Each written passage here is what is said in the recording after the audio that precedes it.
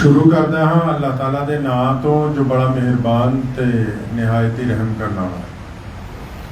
तमाम हज़रात दुरूद शरीफ पढ़ लें जी। अल्लाहुम्मा सल्ली अला मुहम्मद व अला आलि मुहम्मद कमा सल्लैता अला इब्राहीम व अला आलि इब्राहीम इन्नका हमीदुम मजीद। अल्लाहुम्मा बारिक अला मुहम्मद व अला आलि मुहम्मद कमा बारकता अला इब्राहीम व अला आलि इब्राहीम इन्नका हमीदुम मजीद। आज असी मदरसा ज़ीनतुल उलूम दे विच पंजाब दी एक मशहूर दीनी शख्सियत जनाब सूफी मोहम्मद इस्माइल साहब मरहूम माले कोटलवी रहमतुल्लाह अलैह दी याद दे विच इकट्ठे हुए हैं। सूफी साहब रहमतुल्लाह अलैह दे नाल साडे खानदान दा बहुत पुराना ताल्लुक है और सूफी साहब रहमतुल्लाह अलैह ने अपनी ज़िंदगी जो पंजाब की ज़मीन ते अहले इस्लाम दे लई दीन दे लई जो खिदमात की हैं वो आपे ज़र दे नाल लिखण दे काबिल ने, उन्होंने कभी भुलाया नहीं जा सकता। जब भी किसी चीज़ की बुनियाद रखी जाती है तो बुनियाद के जोड़े पत्थर ने वो गरचे नज़र तो नहीं आते, लेकिन पूरी इमारत का बोझ जोड़ा है वो उन्होंने पत्थरों के उत्ते ही होंदा।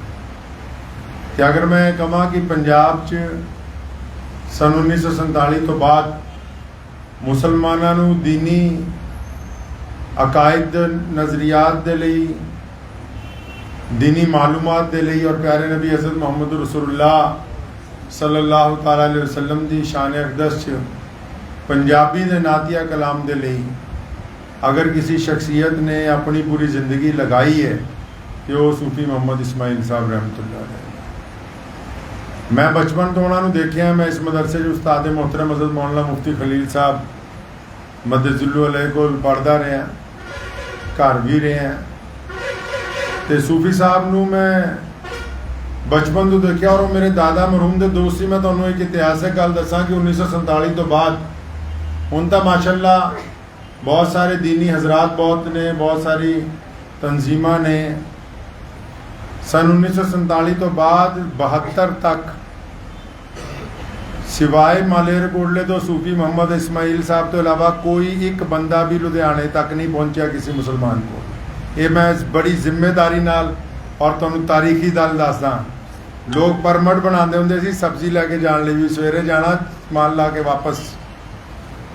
सिर्फ सूफी मोहम्मद इस्माइल साहब दादा मरहूम रहमतुल्लाह अलैह सानू दसदे हुंदे सी कि क्योंकि साडा खानदान पाकिस्तान हिजरत करके नहीं गया, असी उस वेले इस गल की विरोधता की कि मुल्क के टुकड़े ना किए जान, और जब पाकिस्तान बन गया फिर उत्थे जाना मंजूर नहीं किया। जिन्ना हिस्सा पाकिस्तान गया खानदान का वो लोग भी लौट आए दूसरे महीने 1947 के विच ही। उस तो बाद जड़ियाँ हिंदुस्तान पाकिस्तान दी जंगा हुई उस दौरान भी हालात बड़े संजीदा सीगे। तो मेरे दादा हज़रत मौलाना मुफ्ती मोहम्मद अहमद रहमानी रहमतुल्लाह अलैह वो मैनू दस्या करते सी कि जब 64 की 65 की भी जंग हुई उदों भी हालात, क्योंकि जब कि दो मुल्क आपस में लड़ते थे मजहबी नज़रियात जोड़े वो भी नाल दी नाल सामने आते, उदों हालात संगीन होने के बावजूद पूरे पंजाब च मुसलमान जोड़े मलेरकोटले च रहिंदे, इन्हां च अगर कोई मर्द मुजाहिद ऐसा निकलिया जिन्हें आके सानू कहा हो कि मैं तुहानू पनाह देने लई तैयार हाँ, मैं तुहानू अपने घर च रखने लई तैयार हाँ, तो मैं पूरी जिम्मेदारी ना कहना वो सिर्फ सूफी मोहम्मद इस्माइल साहब रहमतुल्लाह। घर च बाद चो बहुत सारे लोगों ने दीन का काम किया हो, लेकिन उस मुसीबत की घड़ी दे विच अगर कोई बंदा अगे आया तो सूफी मोहम्मद इस्माइल साहब रहमतुल्लाह। और फिर सारी जिंदगी पैदल सफ़र किया, सारिया दीनी किताबां पंजाबी दे विच लिखियां, उन्हां दी ट्रांसलेशन करानी, उन्हां दी ज़रूरियात के मुताबिक पिंडां च मुसलमानों तक पहुँचाना और बेलोस खिदमत जिहड़ी करनी। मैं अपनी अखां नाल भी उन्हां नूं देखिया सारा दिन पिंडां च हो के शाम नूं अज जिहड़ी तुसीं बरास दी अंबिया अलैहिस्सलातु वस्सलाम दे जिहड़े मज़ारात देखदे हो, डॉक्टर निज़ामुद्दीन साहब तो पहला सूफी इस्माइल साहब उदों उत्थे पहुंचे जो रस्सा ला के उत्ते चढ़ना पैंदा सी। पुछ लीओ जे कोई मलेरकोटले वाले किसी नूं याद होवे ते डॉक्टर साहब नूं भी उत्थे ले जाण वाली शख्सियत डॉक्टर निज़ामुद्दीन साहब नूं बरास मज़ारात तक ले जाने वाली जिहड़ी शख्सियत है वो सूफी मोहम्मद इस्माइल साहब रहमतुल्लाह अलैह दी है। अगर उन्हां दी शख्सियत की गल की जाए तो को अजकल तो लोग ये सोचते भी जिन्नी प्रॉपर्टी बन जाए जायदाद बन जाए वो बहुत बेहतर है, लेकिन सूफी साहब रहमतुल्लाह अलैह ने सारी जिंदगी दीन दे फरोग दे लई काम किया। बंदे दे नज़रियात अलग हो सकते, टीचा नहीं अलग हुंदा। अलग अलग जमातां दे लोग हुंदे, उन्हां दे नज़रियात अलग हो सकते हैं, मसलक दे नज़रियात अलग हो सकते, लेकिन जिहड़ा उन्हां दा हदफ हुंदा, जिहड़ा टीचा हुंदा वो एक है कि अल्लाह दे प्यारे नबी हज़रत मुहम्मद रसूलुल्लाह सल्लल्लाहु अलैहि वसल्लम की गल जिहड़ी है अगे पहुँचाई जा सके। एक मैं समझदा कि बेहतरीन आलिम दीन के तौर के उत्ते सूफी मोहम्मद इस्माइल साहब ने अपनी सारी जिंदगी जिहड़ी है बड़ी खुददारी दे नाल, बड़ी दयानतदारी दे नाल तुहाडी जिहड़ी शाही मस्जिद है मलेरकोटले दी नवाब साहब की बनाई हुई, और अगर जिथे तक मैनू याद है ये सन 1990 के दहाके बिल्कुल खस्ता हो गई सी। 85 तो लैके 90 के सूफी साहब रहमतुल्लाह अलैह ने इनू आप दोबारा तामीर कराया, किसी सरकार ने कोई मदद नहीं की, और इस अंदाज ने इनू दोबारा तामीर कराया। मैं छोटा सी मैनू याद है कि मिस्त्री फड़ के लिया यूपी तो उन्होंने कहा भी कली कली चीज़ उदा ही बनानी जिदा पहला सीगी, हत्ता कि अजकल गुंबद बनाने का रवाज नहीं है। तुसीं जाके देखोगे वो गुंबद भी दोबारा ही उसी तर्ज के नाल सूफी साहब रहमतुल्लाह अलैह ने तर्ज की तैयार किए। इसका मतलब कि सूफी साहब का जिहड़ा टीचा है वो दीन नूं हासिल करना सी, दुनिया नूं हासिल करना नहीं सी। अगर किसी की कुर्बानियां नूं देखा जाएगा बेलाशुबा ये जो दीन दे लई उन्होंने खिदमात अंजाम दी इसका अजर तो अल्लाह तबारक तआला ही देने वाला है। लेकिन मैं जिहड़े 2-3 वाक़यात तुहानूं मैं दस रहे वो मुनफरिद वाक़यात है।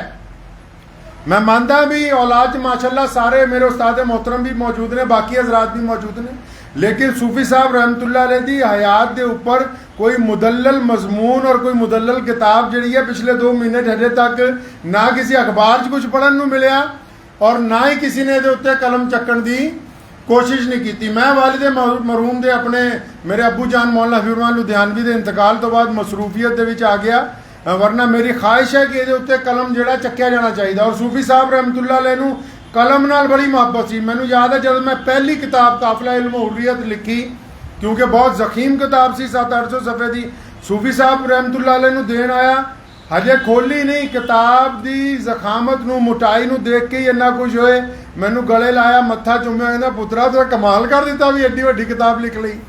ताकि उस तो बाद फिर जिहड़ियां होर मैं 5 किताबां लिखियां, पहली किताब हमेशा हज़रत सूफी साहब रहमतुल्लाह अलैह दी खिदमत दे विच पेश करता सी, ताकि वो देखण, अगर उहदियां कुछ गलतियां निशानदेही करन, उहदे अगली बारी कुछ सुधारना चाहिए, वो भी दसन। एक इल्मी शख्सियत जिहड़ी है उन्होंने जो कुछ कमाया वो यही है कि अज बहुत सारे लोग दीनदारी दी गल्लां करदे, आपस च फतवे दिंदे है।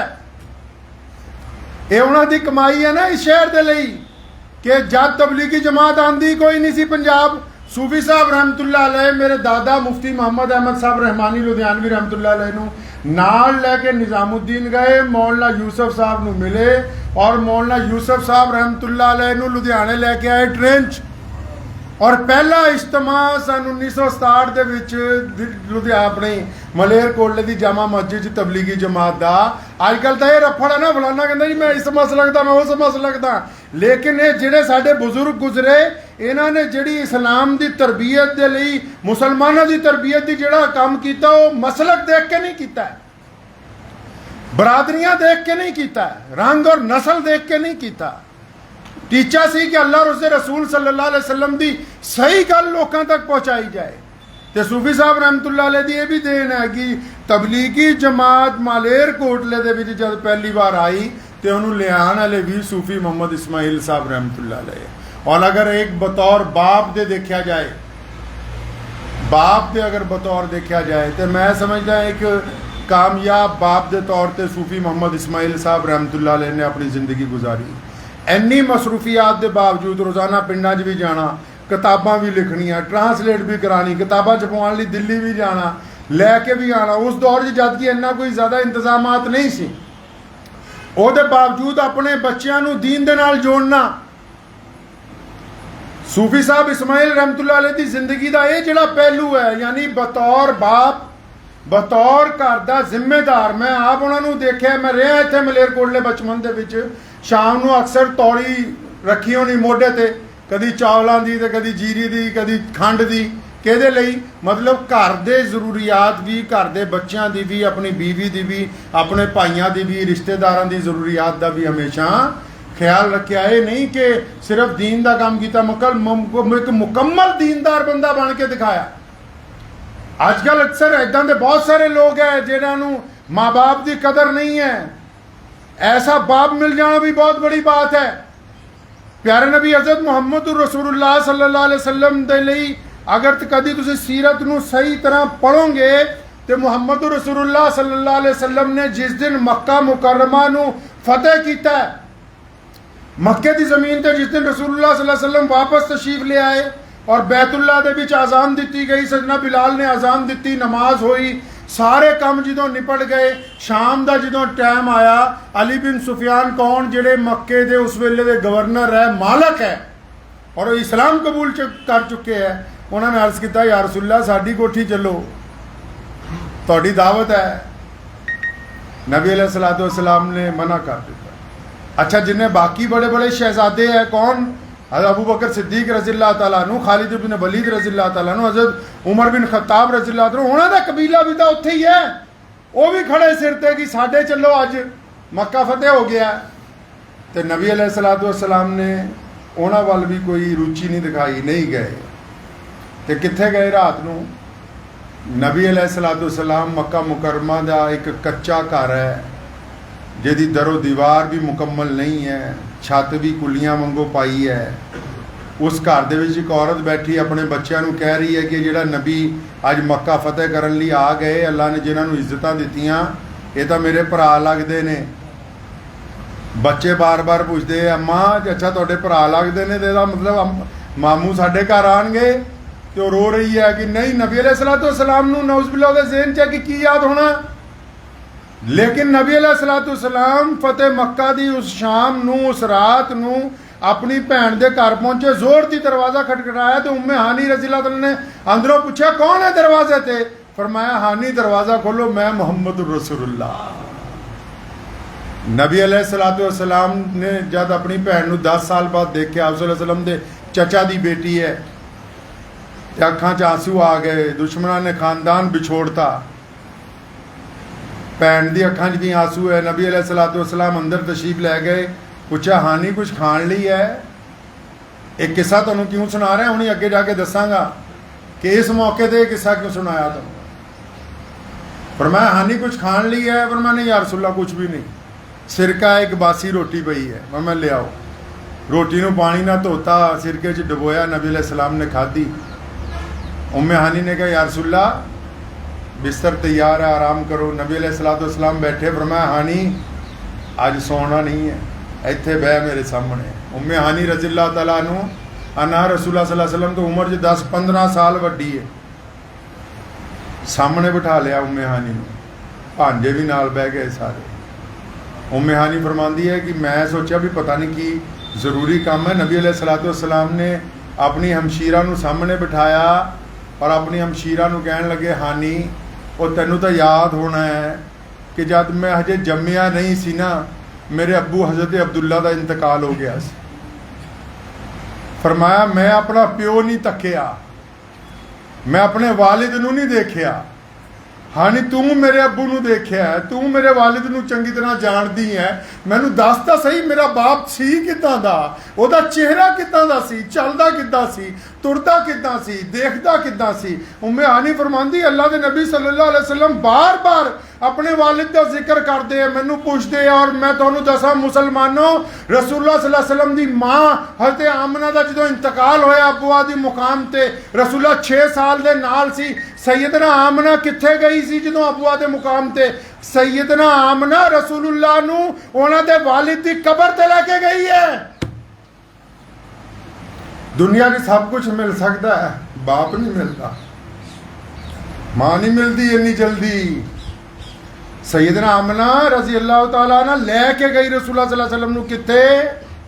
24 घंटे फतवे देने वाले मुसलमानों, मुहम्मद रसूलुल्लाह दे वालिद दी कबर भी मदीना मुनव्वरा च है। रसूलुल्लाह सल्लल्लाहु अलैहि वसल्लम दे अब्बू दी कबर हज़रत अब्दुल्ला दी कबर भी मदीना मुनव्वरा च है। ਉਹਨਾਂ ਦੀ ਬਰਾਤ ਵੀ ਮਦੀਨੇ ਹੀ ਗਈ ਸੀ। ਤਾਈਓ ਰਸੂਲਾਂ ਨੇ ਮਦੀਨੇ ਵੱਲ ਹਿਜਰਤ ਕੀਤੀ, ਆਪਣੇ ਨਾਨਕਿਆਂ ਵੱਲ। ਮੁਹੰਮਦ ਰਸੂਲਾਂ ਨੂੰ ਉਹਨਾਂ ਦੇ ਵਾਲਿਦ ਦੀ ਕਬਰ ਤੇ ਲੈ ਕੇ ਗਈ ਸੈਯਦਨਾ ਆਮਨਾ, ਔਰ ਫਿਰ ਜਦ ਵਾਪਸ ਲੈ ਕੇ ਆ ਰਹੀ ਸੀ ਤਾਂ ਅਬੂਆ ਦੇ ਮੁਕਾਮ ਤੇ ਸੈਯਦਨਾ ਆਮਨਾ ਨੂੰ ਹਾਰਟ ਅਟੈਕ ਹੋ ਗਿਆ। ਰਸੂਲullah सल्लल्लाहु अलैहि वसल्लम ਨੂੰ ਆਪਣੀ ਛਾਤੀ ਨਾਲ ਲਾਇਆ, ਅਹਿਸਾਸ ਹੋ ਗਿਆ ਕਿ ਵਕਤ ਕਰੀਬ ਆ ਗਿਆ ਹੈ। ਰਸੂਲullah सल्लल्लाहु अलैहि वसल्लम ਦੇ ਸਿਰ ਤੇ ਹੱਥ ਫੇਰਿਆ, ਮੱਥਾ ਚੁੰਮਿਆ। ਕੀ ਕਿਹਾ ਨਬੀ ਦੀ ਮਾਂ ਨੇ?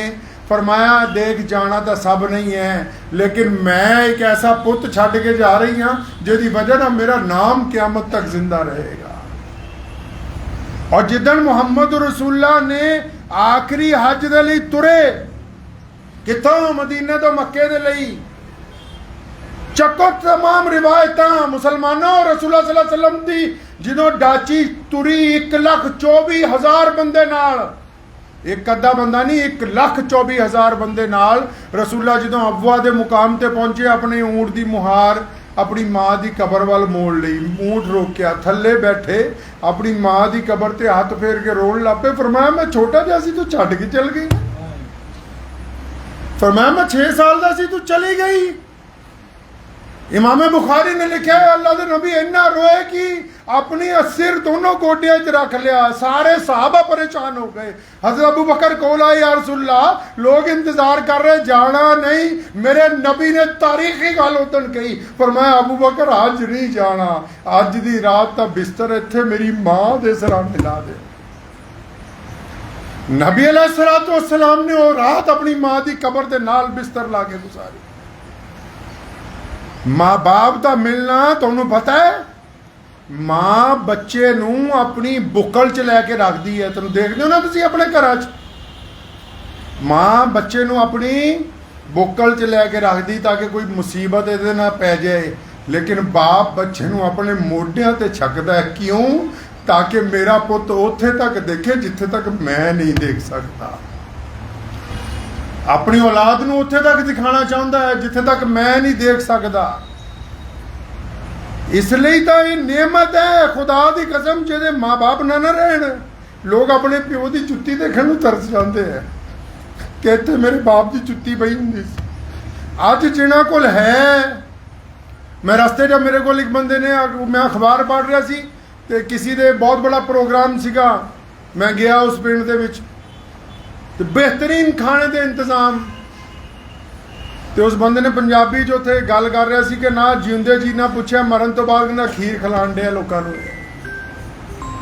एक बेहतरीन बाप के तौर पर जो सूफी इस्माइल साहब ने जिंदगी गुजारी है, तो वो भी साडे लिए आइडियल है कि एक बंदा अच्छा बाप किद्दां बन सकता है, अच्छा भरा किद्दां बन सकता है। मैं उन्होंने जिंदगी के हर पहलू नूं जानदा है। भरावां नाल नाराजगी के बावजूद उन्हां नाल मुहब्बत, शरीकियां नाल नाराजगी के बावजूद मुहब्बत। मियाँ साहब, वड्डा बंदा बनन दे लई कद वड्डा होना जरूरी नहीं, कपड़े अच्छे होने जरूरी नहीं, सिर ते पगड़ी बहुत वधिया होनी जरूरी नहीं। बड़ा इंसान बनन दे लई आजी दे नाल दूसरियां दे नाल झुक के मिलना बहुत जरूरी है। वो कहता अगर कोई बंदा तुहाडे नाल झुक के मिल रहा है तो यकीनन उहदा कद तुहाडे कद तो बड़ा है, इसलिए तुहाडे नाल झुक के मिल रहा है। तो अज दे इस मौके ते वक्त बहुत घट है, तो असीं तां उहनां नूं रोज़ याद करते हैं। पिछे जे मेरे अब्बू जान के इंतकाल तो 2-4 महीने पहले एक दिन अचानक कल्ले ही आ गए। असी बड़े हैरान होए, पर मैं नहीं, बड़ा दिल चाह रहा सी। और कहन लगे कि तेरे दादे का जद्दा इंतकाल होया 87 च मौलाना मुफ्ती मोहम्मद अहमद रहमानी रहमतुल्लाह अलैह का इंतकाल होया। फरमाया जिदन का इंतकाल होया कोई दिन ऐसा नहीं छड्डिया जिस दिन मैं अपने दोस्त लिए कुरान पाक पढ़ के ना बख्शिया होए। यारी तो आ होई ना जी कि कल्ली यारी फराई दी है, कि यारी कल्ली खाण पीण दी है। यारी आ कि यार दे मरण तो बाद सारी जिंदगी कोई दिन ऐसा गुजरिया नहीं जिस दिन अपने दोस्त लिए दुआ ना की होवे। और मैनू तो याद है, मैं कभी भी सूफी साहब नूं मिलदा हूँ, मिलन गया तो कुरान पाक उन्होंने ये हाथ च ही देखा, सिवाय कुरान दे मैं कोई और किताब सूफी साहब के हाथ च नहीं देखी। आखिरी उम्र च भी जब भी मैं घर मिलन लई गया, हुण भी अज तो 4-5 महीने पहला भी जब आखिरी दफ़ा मैं मिलन लई गया तो कुरान पाक की तिलावत जिहड़ी कर रहे थे, तो मैं समझदा कि बेहतरीन अजर जिहड़ा आ वो तो अल्लाह तबारक व तआला ही देण वाला है। तो दुआ गो भी है उन्होंने लिए कि अल्लाह ताला उन्होंने खानदान का जिहड़ा दीनी सिलसिला है ਇਹਨੂੰ ਨਸਲ ਦਰ ਨਸਲ ਜਾਰੀ ਰੱਖੇ। अल्लाह ताला हर नज़र तो बुरी तो बचाए और अल्लाह ताला सूफी साहब इस्माइल साहब रहमतुल्लाह अलैह दी कबर नूं नूर अता फरमाए, उन्हां दे दर्जात नूं बुलंद फरमाए। और मैं अपील करना चाहुंदा उस्ताद मोहतरम नूं भी और ख़ास कर यूसुफ साहब नूं कि हज़रत सूफी इस्माइल साहब रहमतुल्लाह अलैह दी ज़िंदगी दे उत्ते एक मुकम्मल दस्तावेज़ जिहड़ा है, जिन्ने तारीखी वाक़यात है, वाक़यात उदों महफूज हुंदे है जब किताब च छप जाना। अगर कोई वाक़यात किताब च नहीं छपे, क्योंकि किताब की उम्र 1000 साल है और 1000 साल बाद भी किताब इदा जिंदा रही कि उस किताब के रिफरेंस दूसरी किताब च जाते हैं। दूसरा राइटर लिखता फलां किताब जो पढ़िया सी आ लिखिया है, किताब मरदी नहीं। तो मैं चाहना कि उन्होंने जिंदगी के एक मुफसल किताब जी है वो आनी चाहिए। दुआ करो अल्लाह ताला इन्हों के अमल की तौफीक अता फरमाए। वाखिर दावा अल्हम्दुलिल्लाह।